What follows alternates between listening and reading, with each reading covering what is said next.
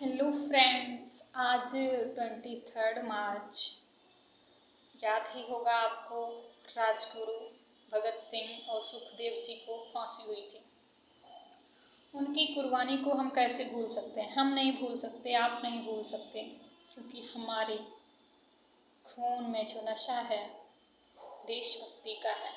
हम खुद उनकी तरह बलिदान देना चाहते हैं, हम खुद देश की सेवा करना चाहते हैं, हम खुद सीने में गोली खाना चाहते हैं। हमें देश की सेवा करनी है, उसके लिए कुर्बानी देनी पड़ेगी तो देंगे। लेकिन आज की सरकार, आज के नेता ये बात नहीं समझ रहे। क्या बताएं, वीर शहीदों की शहादत का जिस तरह आज मजाक उड़ाया जा रहा है ना, सच में बहुत ही ज़्यादा निंदनीय है। दिल को इतना आहत पहुंचाता है ना ये, बहुत ज़्यादा। ये बताइए आप, हम एसएससी जीडी के युवा हैं, हमने रिटेन, फिजिकल, मेडिकल सब कुछ पास कर रखा है, हमें ज्वाइनिंग नहीं दी गई, ठीक है ना। और देश में इतने पैरामिलिट्री के अंदर इतने लाखों में पद रिक्त पड़े हुए हैं, 2,22,000 ऐसे कुछ हैं। मतलब देश की सुरक्षा के साथ कितना खिलवाड़ हो रहा है, देश की अमन शांति के साथ कितना खिलवाड़ हो रहा है। हाँ, योग्य उम्मीदवार नहीं होते तब समझ आता है थोड़ा, लेकिन योग्य उम्मीदवार होते हुए पद नहीं भरे जा रहे हैं। देश की सुरक्षा के साथ, देश की अमन शांति के साथ खिलवाड़ जो किया जा रहा है, पता है इसकी सजा क्या होनी चाहिए? कितना बड़ा अपराध कर रहे हैं ये। जो इसके बारे में बोलता है उसको अरेस्ट करेंगे, उस पर केस करेंगे। हम अपनी आवाज़ उठाने के लिए कुछ बोलते हैं, प्रोटेस्ट करते हैं तो हमें अरेस्ट करेंगे, और ये नहीं पता गुनाह वो कर रहे हैं और अरेस्ट हमें कर रहे हैं। देखिए आज की सरकार कितनी गिरी हुई है, आज के नेता कितने ज़्यादा गिरे हुए हैं।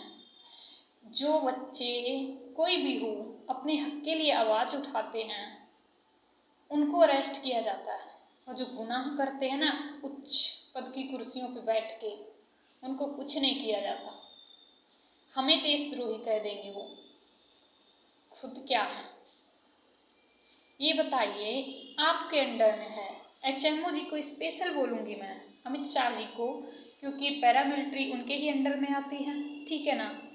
आप ठीक है, आपने हमें एक दे दिया पैरामीटर कि हम फाइनल मेरिट लिस्ट से बाहर हैं साहब, लेकिन फाइनल मेरिट लिस्ट पहले से नंबर तय नहीं थे कि आपको इतना स्कोर करना ही है, कि नहीं, ये बाद में बनाई जाती है।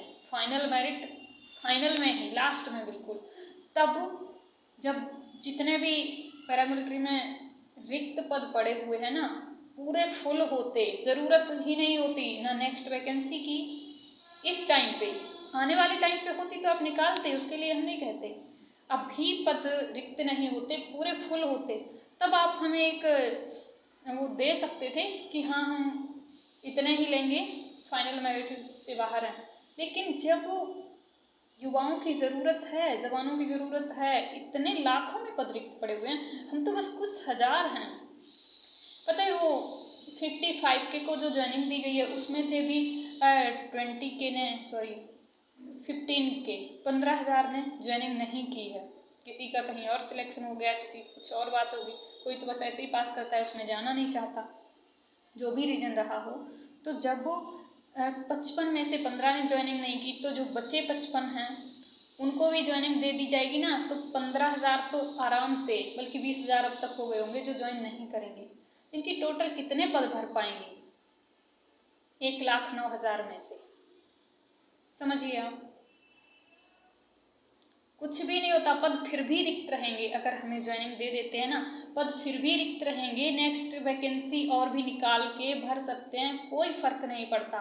लेकिन जानते हुए, जानबूझकर देश की सुरक्षा के साथ खिलवाड़ करना, देश की जो रीढ़ है युवाओं के भविष्य के साथ खिलवाड़ करना, उनका सपना तोड़ देना, असली देशद्रोही का काम ये होता है। हमें ज्वाइनिंग दे देने से साहब हमारा सपना थोड़ी ना से पूरा होगा, हाँ हमारा भी सपना पूरा होगा, और देश हित का एक बहुत ही बड़ा काम होगा, लेकिन आप नहीं समझेंगे साहब, क्योंकि अगर देश के लिए ज़रा सी भी देशभक्ति होती ना तो आप ये काम करते, हमें ज्वाइनिंग देते। मुझे नहीं लगता, क्या बताऊँ, मुझे क्या, किसी को भी नहीं लगना चाहिए कि सच यही है, जब पद लाखों में रिक्त होते हुए, योग्य उम्मीदवार होते हुए आप ज्वाइनिंग नहीं दे रहे हैं, तो बताइए, असली देशद्रोही आप ही हुए ना। मुझे क्या बताऊं,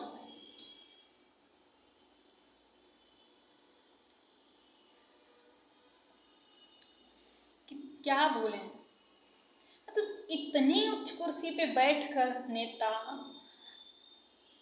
देश के लिए भला ना सोच के बुरा सोच रहा है, देश को एक तरीके से अंदर से खोखला कर रहा है, धीरे धीरे खत्म कर रहा है, और लोग चुप बैठे हैं।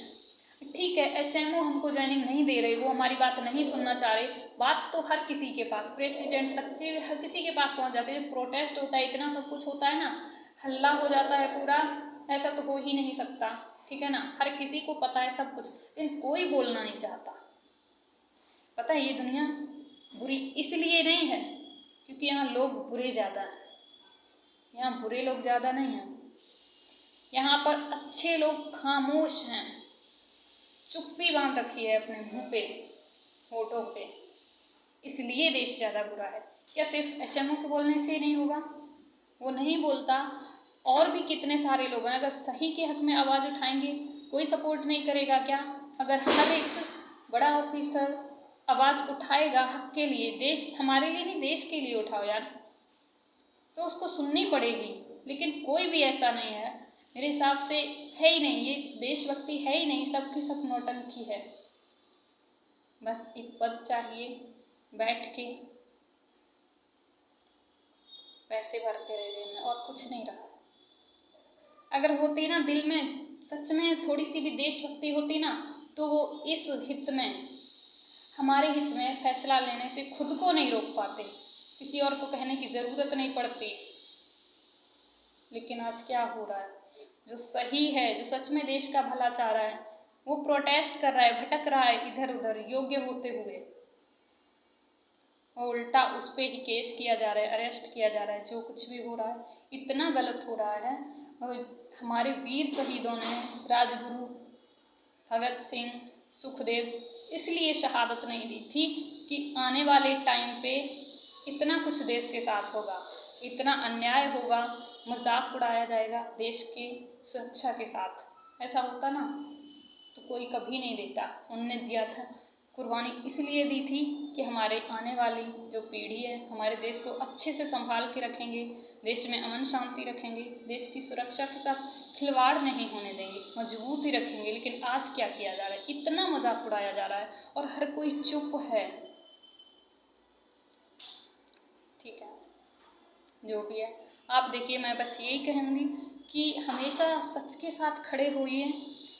अगर कोई अच्छा काम कर रहा है तो उसका साथ नहीं दे सकते आप, तो अगेंस्ट में भी नहीं जाइए।